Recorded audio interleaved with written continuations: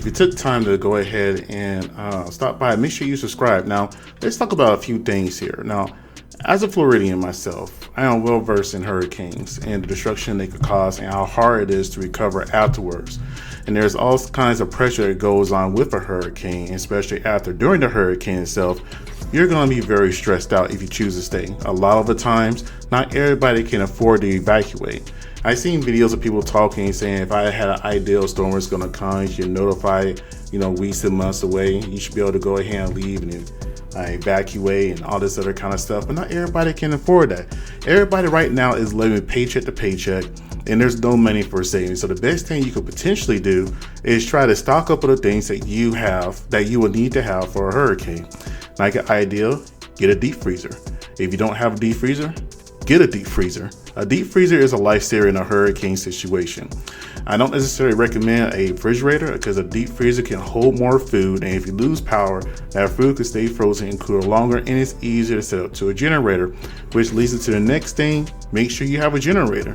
A generator is very important if you're not from an area that doesn't get hurricanes a lot. Get a generator. Get one that can power your whole entire house if possible, or at least your major appliances, so you won't be just completely out of luck when it comes to trying to cook your food, prepare yourself for this general security of that nature. A generator is a lifesaver if you have one. Also, a grill. I will personally recommend anybody who is not from the lower southern states, get a grill.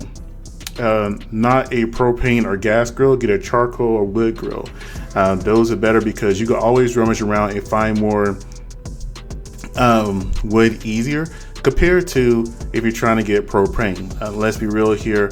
In a survival situation, if you're down south, charcoal wood grill is always going to be the best option. Okay. Stock it up on charcoal and goods of that nature. Stock it up on water, having emergency food, having food in the deep freezer. Like I said, I mentioned for a generator, all those things are very important. First aid kits, extra drinking water, candles.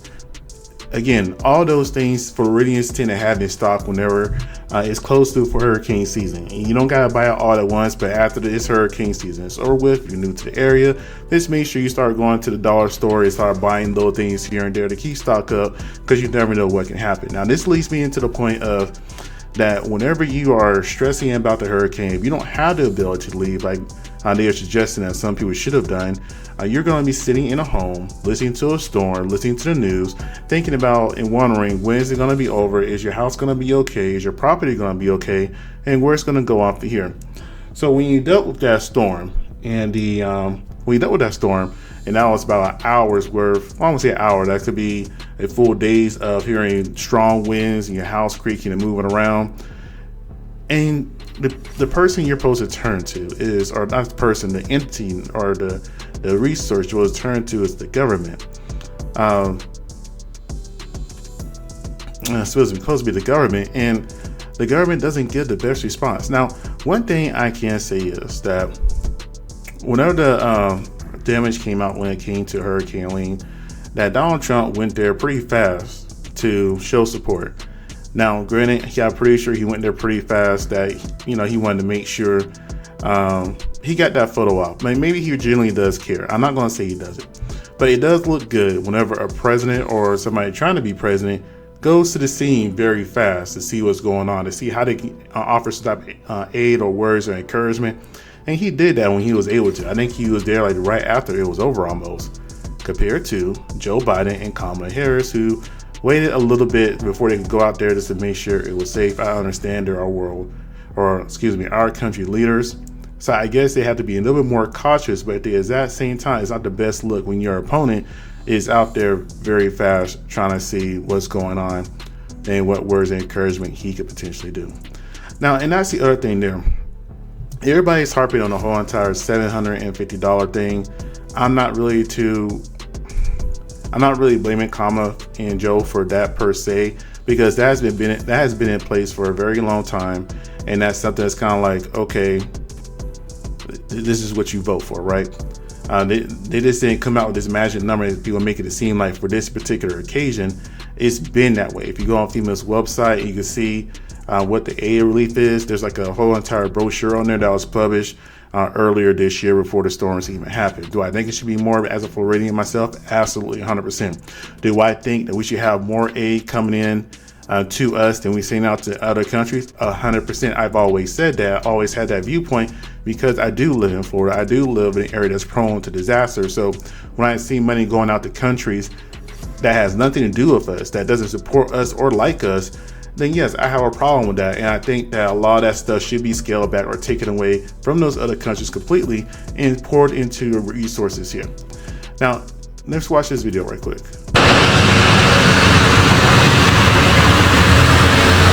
I'm AJ Douglas in our Boston neighborhood, where former President Donald Trump got a first look at storm damage after Helene. The former president stopped into Lowndes County Emergency Management Center to greet first responders who have been working around the clock to restore the city since last week's storm. Georgia Emergency Management and Homeland Security report that once Georgia Governor Brian Kemp declared a state of emergency ahead of the storm, the Biden-Harris administration partnered with FEMA to provide direct funding and preparation of impacts, but also receiving a critical amount of damage. During his visit, Trump also stopped in to view the damage of Helene for himself while meeting with a business owner whose business was destroyed by the storm. As you know, our country is in the final weeks of a hard-fought national election. But at a time like this, when a crisis hits, when our fellow citizens cry out, indeed, none of that matters. We're not talking about politics now. We have to all get together and get this solved. We need a lot of help. They have to have a lot of help down here. While Vice President Kamala Harris has not yet announced a visit here, in a statement she says, I know everyone here sends their thoughts and prayers for the folks who have been devastated by that hurricane. A spokesperson for Harris says as soon as possible, without disrupting emergency response efforts, she plans to visit impacted areas by Helene. President Biden also said that he will visit damaged areas as soon as he knows the state to do so. Live out of I'm AJ Douglas.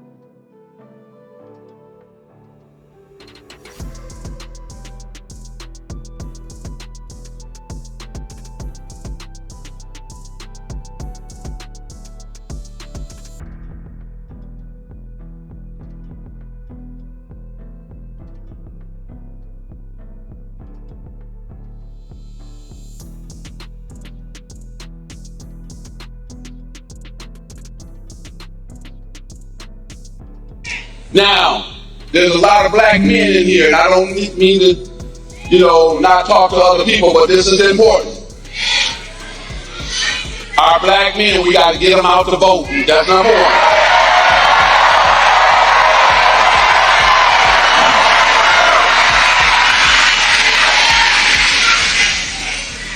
Kamala's opponent promised a lot of things last time to the black community that he did not deliver on. And we got to make sure we help black men understand that. So that's why I'm here, to make sure I help black men understand. First, get out and vote, and then vote for the. So here's my thing about this. I played that clip because I want to see, not let's say see, but this show how Magic Johnson is talking down on black men. And the way he's talking down to us is like we're kids. We're not kids, we're adults. So, and we see the political atmosphere better than most. The men do. And the reason I say that, because black men are the main ones who's going to be sit there and spit on first. We get underappreciated, we get undervalued, and we get talked down to like we're children by a billionaire who has no real connection to any community anymore. Once you hit a billionaire status, you have no connection to anybody that's in a higher middle class, underclass, this straight up poor. And I understand Magic Johnson's need to want to go ahead and support Kamala, because he has a son that's part of the LBGTQ. I don't know. That's a lot of. Let's finish this video right quick. The next president of the United States, Kamala Harris.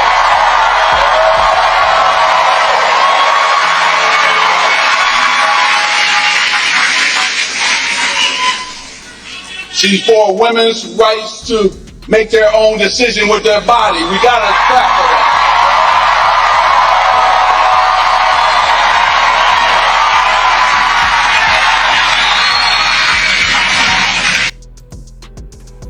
Now. Okay. The picture behind him does not do them any justice, because I see a bunch of black men there that he's making it seem like they don't understand he need to get out and vote. Not black women, not white men, not Hispanic men. It's just black men they always want to attack. They always do it to black men first, and then it goes everywhere else. Now, there's a lot of black men in here, and I don't mean. There was another clip I had in here. I guess I chose the wrong one by mistake. And that's okay though. That is alright. Yep, I did choose the wrong video clip. Look it up. I'm trying to get it right now. Maybe this is it right here.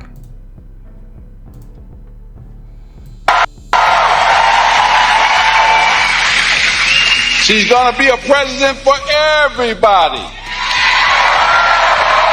And the one thing she's gonna do is finally unite us, bring us together. That other party is trying to tear us down.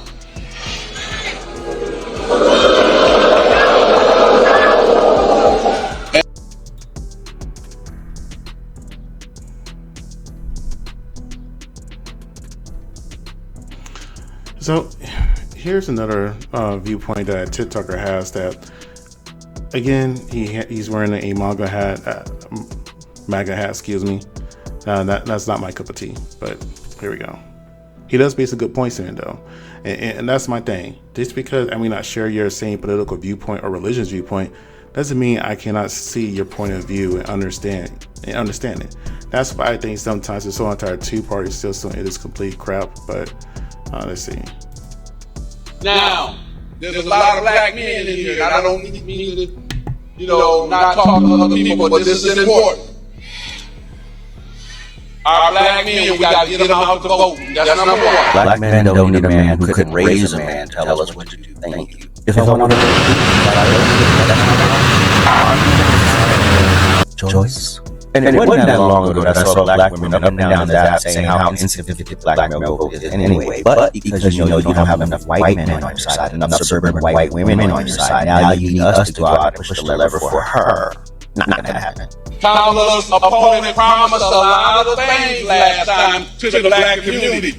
that he did not deliver on. Donald Trump speaks to black people about black issues, unlike Kamala, who literally sits in interviews and dodges questions in front of black interviewers. Donald Trump delivered opportunity zones in his first term. He signed the first step back, which significantly helped mostly black men in federal prisons. The Music Modernization Act helped a lot of black artists. And with the assistance of Ice Cube and many talented people, he was coming up with an actual plan specifically for black Americans. Now let's see what's happening under Kamala. We got a bill for Asians. We got a bill for LGBT. We got a bill for Jewish people. But when it comes to a bill specifically for black Americans, Democrats put forth people like Steve Harvey to chastise us, making it very clear that the group that just did things for specific groups of people can't do anything specific for black Americans. Interesting. And we got to make sure we help black men understand that. Black men are not dumb. Black men are not unaware. Black men know exactly what's going on, and that's why you're having trouble wrangling them in. So sending a black man to speak to black men like we're 5-year-olds who don't understand the process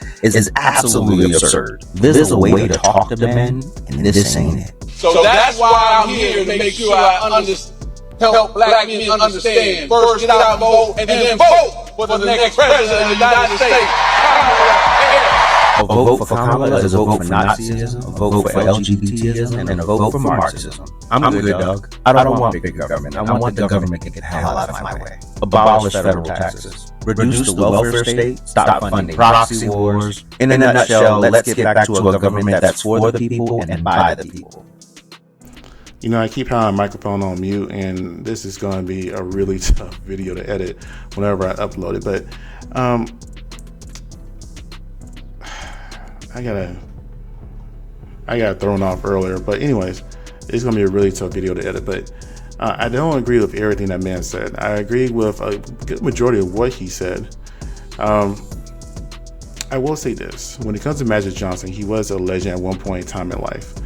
Especially in the 80s and 90s, and then he became an inspiration after that, especially after he overcame having HIV or AIDS and HIV, and lived a happy and normal life, so much so to the point that people didn't even think that he had the disease, that he was just faking it, because they haven't seen anybody live that healthy alone like Magic Johnson did. But to see that man come out, speak to men who probably heard stories of him or seen him on the court and seen the stuff that he's overcome, and talk down to black men like we don't know any better, this is because we have a difference of opinion, is just shameful. Now I understand that Magic Johnson has a son that's in the LGBT whatever community, and I understand that's why he probably feels very indebted when support the Democratic Party, especially Kamala. But I feel like all this is a scapegoat, to be honest with you. I really do feel like that this is one of these things that if they do lose, that they're going to blame black men.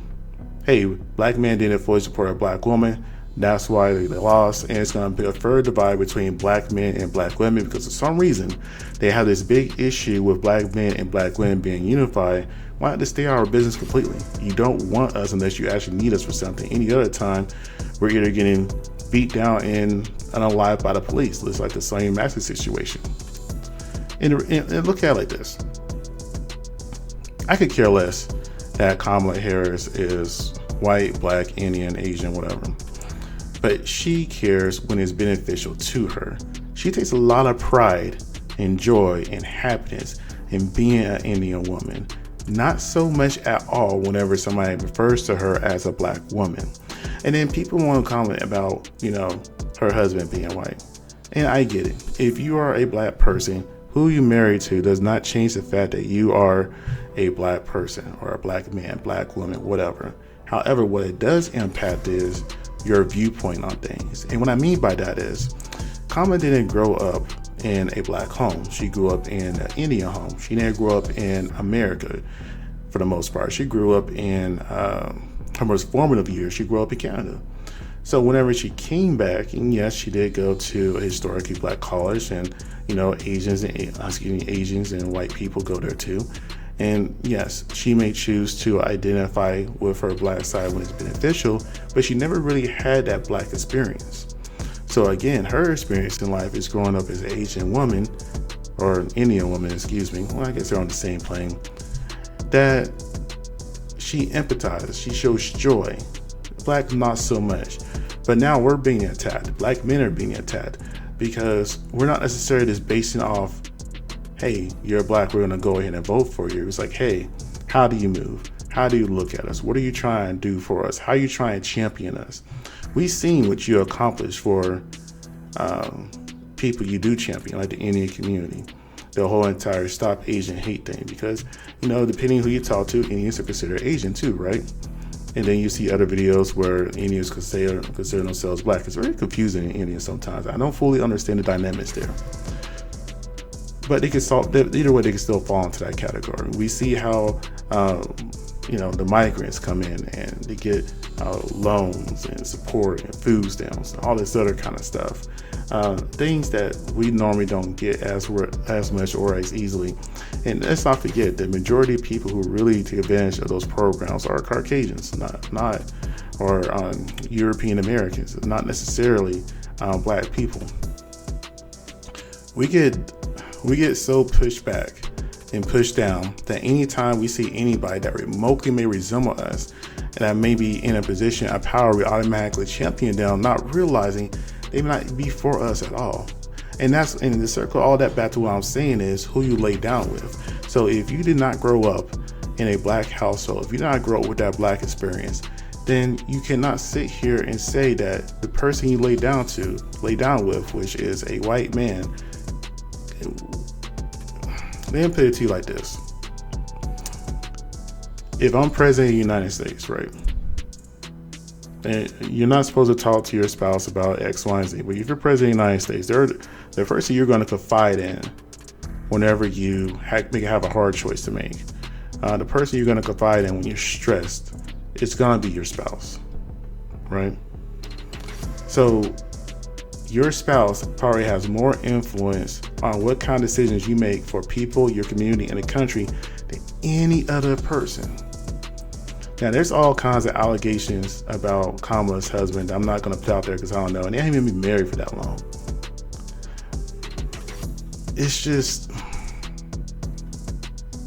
It's very disappointing. It's very disappointing that a lot of our women has championed upon this person so hard and they don't really know who she was or is. And in fact, they even try to vote for her whenever Joe Biden, Hillary Clinton, and her was running before. I'm just saying nothing has really changed. But those are my thoughts. As far as the technical issues, I was trying to work the mute button on my mic so you wouldn't get the extra feedback, but I guess this video is going to have some spots where I'm just not saying anything, I'm just running my mouth and whatever. We'll see what happens, but thank you for watching. Have a good day. Oh, make sure you subscribe.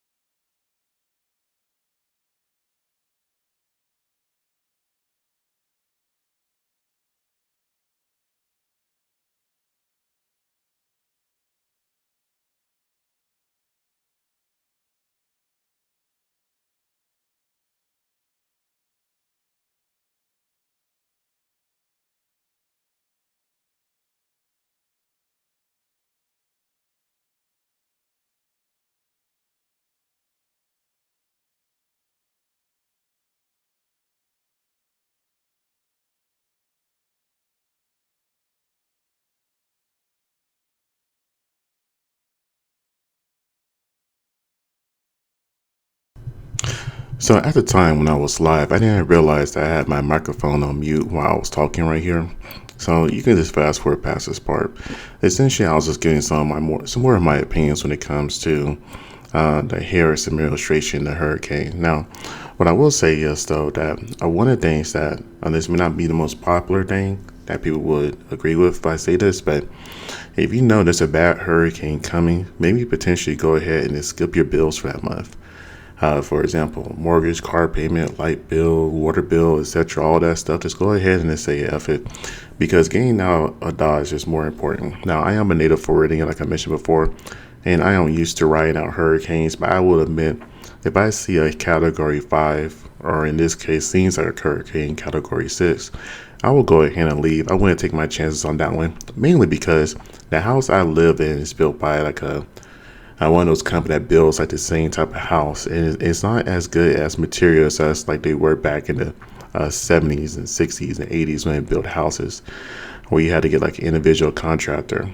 Part of my house is brick, part of it is vinyl siding.